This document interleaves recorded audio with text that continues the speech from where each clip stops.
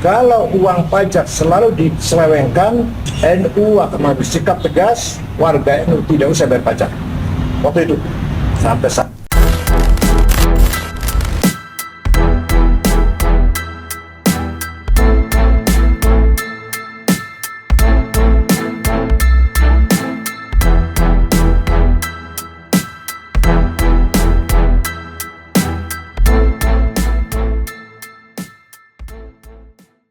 Nah, siapa yang gak ketir-ketir ya? Padahal Menteri Keuangan Sri Mulyani saat ini sudah melakukan gebrakan-gebrakan.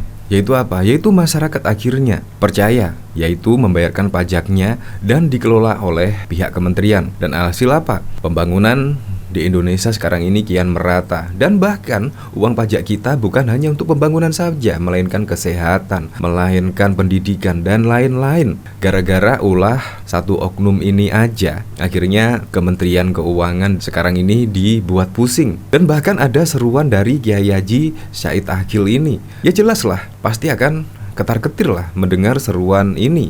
Bahkan Said Akhil ini juga menyinggung jika pajak kita diselewengkan, maka Said Akhil akan menyerukan tidak akan bayar pajak lah, intinya seperti itu. Ini bahkan juga dikomentari oleh akun Tukang Rongsok. Seruan Kiai Said Akhil, warga Nahdlatul Ulama jangan bayar pajak jika masih diselewengkan. Nyuwun sewu Kiai, kalau saya tidak setuju karena pejabat Ditjen Pajak RI belum semuanya memiliki Rubicon dan juga Harley. Jadi jangan lupa bayar pajak ya. Nah, ini bahkan Kiai Haji Said Akhil dulu juga pernah pada saat kasus Gayus Tambunan yang pada tahun 2010 yang lalu, ketika terungkap, yaitu bahkan menyelewengkan hingga miliaran rupiah Gayus Tambunan pada waktu itu. Kiai Haji Said Akhil juga sama, juga menyerukan untuk tidak membayar pajak. Dan bahkan Kiai Haji Said Akhil ini mengaku didatangi oleh staf khusus dari Presiden Susilo Bambang Yudhoyono pada waktu itu.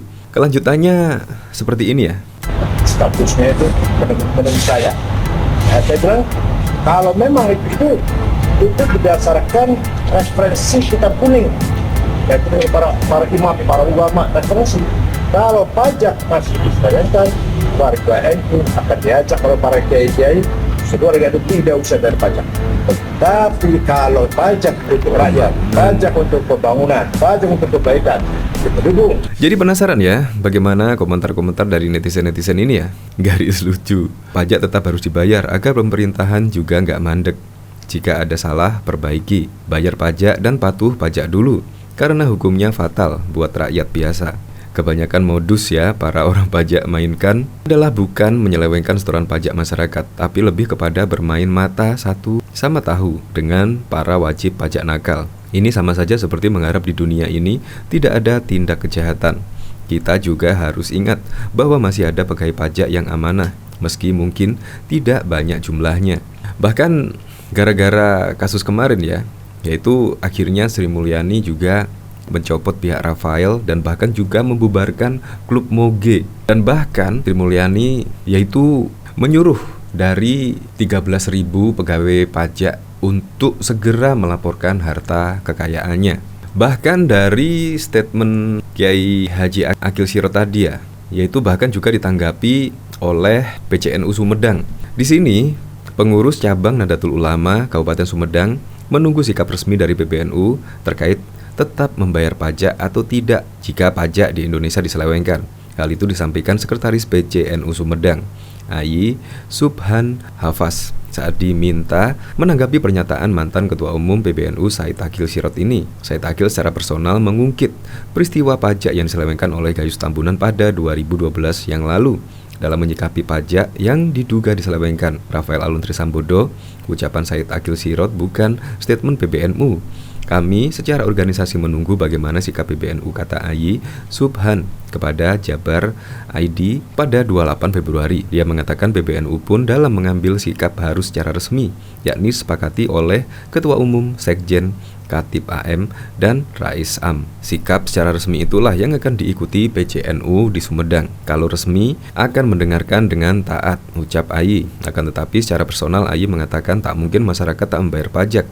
Secara pribadi logikanya, kalau tidak ada pajak tidak ada pembangunan, katanya.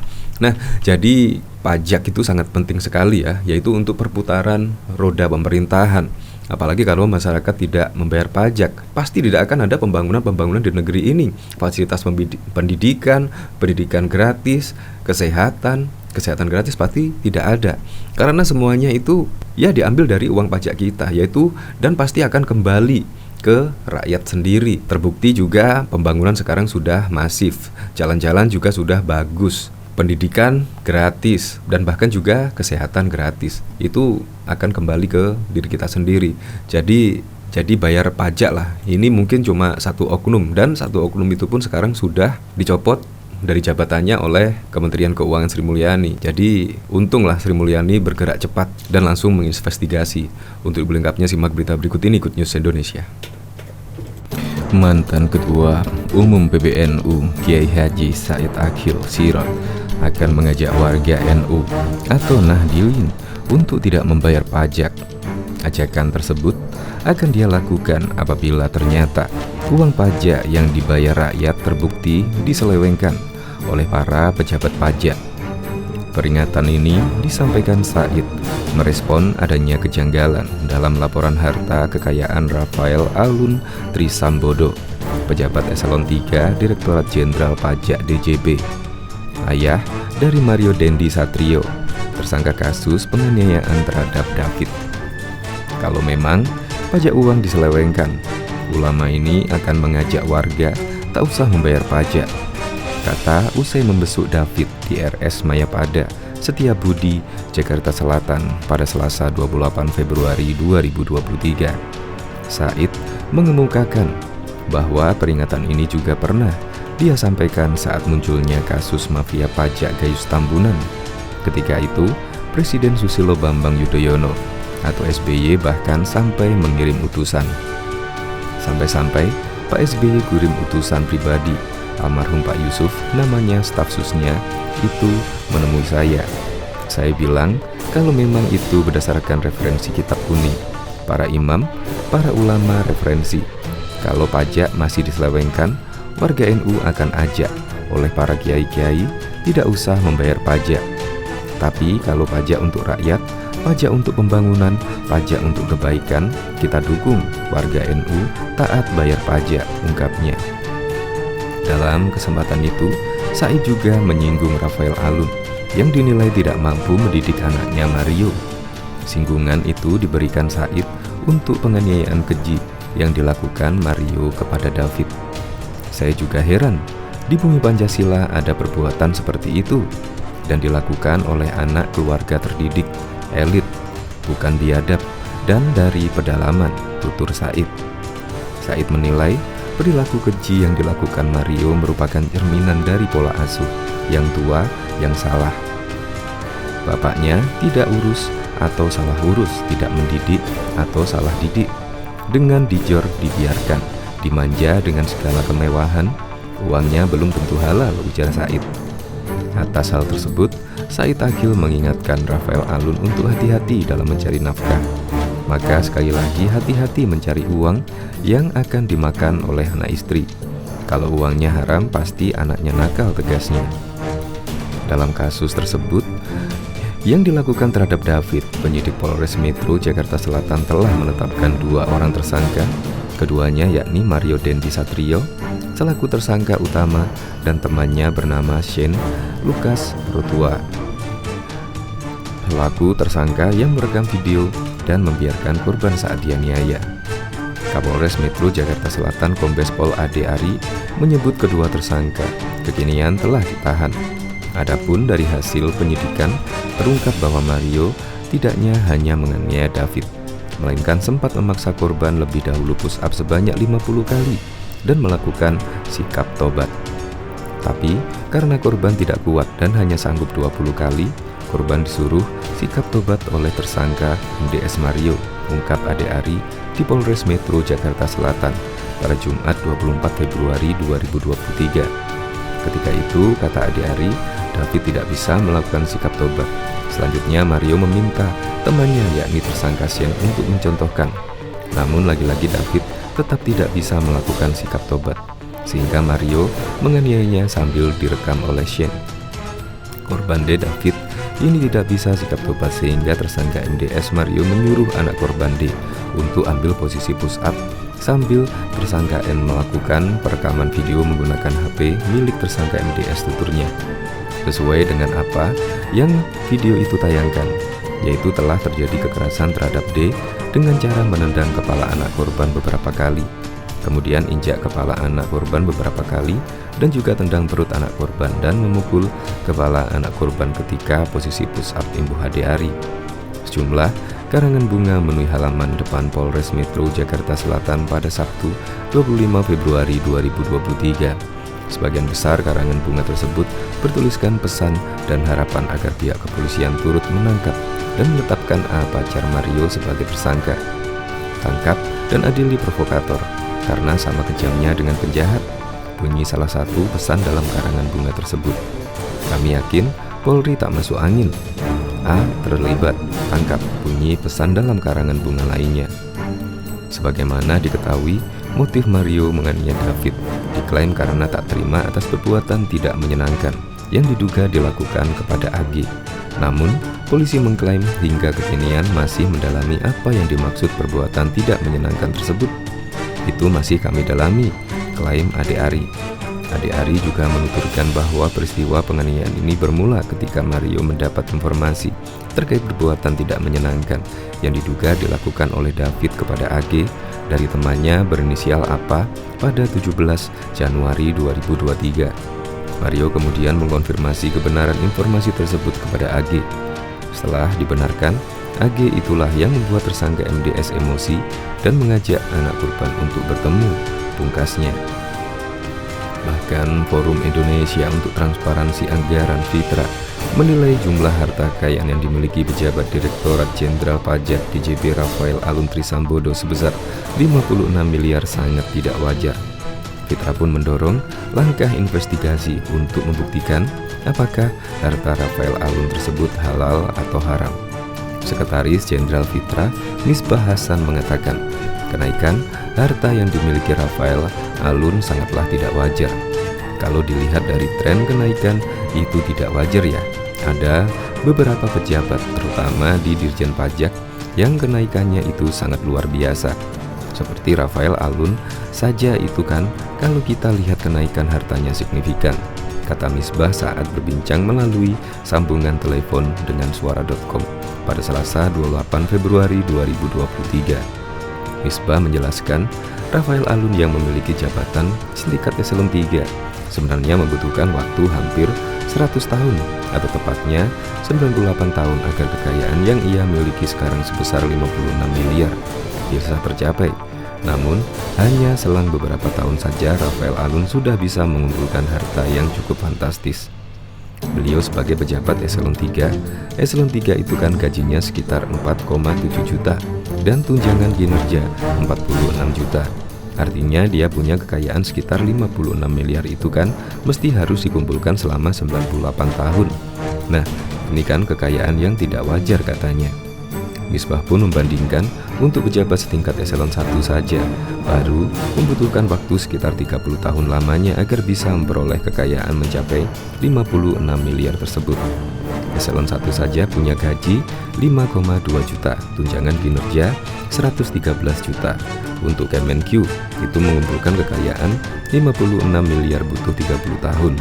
Nah, ini baru menjabat beberapa tahun lalu sudah memiliki tren peningkatan harta yang luar biasa besar. Misbah pun menduga kasus rekening gendut yang dialami Rafael tidak hanya terjadi di Kementerian Keuangan saja, tetapi juga terjadi pada kementerian dan lembaga lainnya. Ini tidak terjadi pada Rafael Alun, tetapi juga pejabat lainnya. Nah, ini yang mestinya harus diusut tuntas, katanya. Bahkan Komisi Pemberantasan Korupsi KPK angkat suara mengenai perjalanan penyidikan rekening gendut milik pejabat pajak Kementerian Keuangan Rafael Alun Trisambodo. Wakil Ketua KPK Nurul Gufron mengatakan pihaknya telah meminta Pusat Pelaporan dan Analis Transaksi Keuangan PPATK untuk menganalisis transaksi keuangan Rafael pada 2011 dan baru diserahkan pada 2013. Inisiasinya inquiry dari KPK bukan dari PPATK yang memberikan kepada KPK tapi KPK yang meminta pada 2011. Katanya, dalam program Ngobrol Seru, kasus harta pejabat pajak dan pemberantasan korupsi by IDN Time. Transaksi keuangan Rafael dari 1998 hingga 2010 sudah dilaporkan ke KPK pada 2013 yang lalu. Gufron menjelaskan, pada 2013 KPK menerima surat transaksi keuangan Rafael yang terekam sejak 1998 hingga 2010. Namun dia mengatakan, pada saat itu Rafael belum menjadi subjek hukum kewenangan KPK, sebab bukan merupakan pejabat negara yang wajib lapor LHKPN. Makanya kata Gufron, penyelidikan transaksi keuangan Rafael pada tahun tersebut dilimpahkan kepada Inspektorat Jenderal Kementerian Keuangan dan Kejaksaan. Makanya kita serahkan kepada Irjen, Kemenkyu, dan Kejaksaan. Jadi, laporan LHA tersebut diserahkan ke Kejaksaan karena bukan subjek kemenangan dari KPK, kata dia. Selanjutnya, Gufron mengatakan Rafael baru menjadi pejabat yang wajib melaporkan LHKPN-nya pada 2016. Pada saat itu, KPK sempat menghubungi rekening Rafael dengan Handang Soekarno yang tertangkap tangan pada November 2016. Tetapi KPK kesulitan menghubungkan alur transaksi dalam rekening ayah Mario Dendi Satrio itu. Tahun 2016 sudah mengonekkan antara transaksi yang mencurigakan pada saudara Handang Soekarno di Jakarta. Sementara Rafael 2016 masih menjabat di Surabaya. Kita cari koneksinya untuk kemungkinan kita hubungkan karena proporsinya berbeda, maka tidak kami dapatkan, ucapnya. Kasus penganiayaan yang dilakukan Mario ini juga berhasil mengungkap takbir kenakalan penyelenggara negara di lingkungan Kementerian Keuangan Kemenkyu hingga menjadi sorotan publik. Hingga 23 Februari 2022, dari 32.000 pegawai yang wajib lapor harta kekayaan baru 56%, atau 18.000 penyelenggara negara yang menyampaikan LHKPN-nya. Dengan demikian, masih ada 43% atau 13.000 penyelenggara negara di Kemenkyu yang belum melaporkan LHKPN berdasarkan data e-announcement LHKPN oleh Kemenkyu. Bahkan, Rafael Alun Trisambodo, ayah Mario Dendi Satrio ini harus menanggung segala akibat yang muncul gara-gara anaknya mengejar anak salah dari satu petinggi gerakan pemuda GP Ansor hingga koma. Tak hanya menanggung malu, Rafael kini dinonaktifkan dari jabatannya di Direktorat Jenderal Pajak DJB Kementerian Keuangan per Jumat 24 Februari 2023 oleh Menteri Keuangan Sri Mulyani. Tak cukup sampai di situ, kekayaan dan asetnya yang dalam jumlah tak wajar bagi seorang pejabat eselon 3 DJB juga dikorek hingga dicurigai oleh lembaga anti rasuah atau KPK.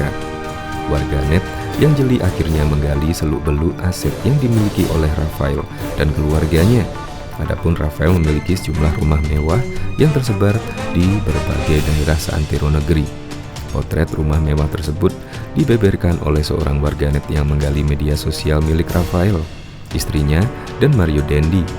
Dijen Pajak RI, berhubung bokapnya Mario mengundurkan diri, simak ini ya, koleksi rumah, mobil mewahnya keluarga Mario Dendi Satrio, tulis seorang warganet di Twitter. Tak ayal, Rafael juga punya segudang aset rumah dari Simpruk, Blok U, Jakbar, Jogja hingga Manado. Rafael juga memiliki kolam renang mewah di setiap unit rumahnya.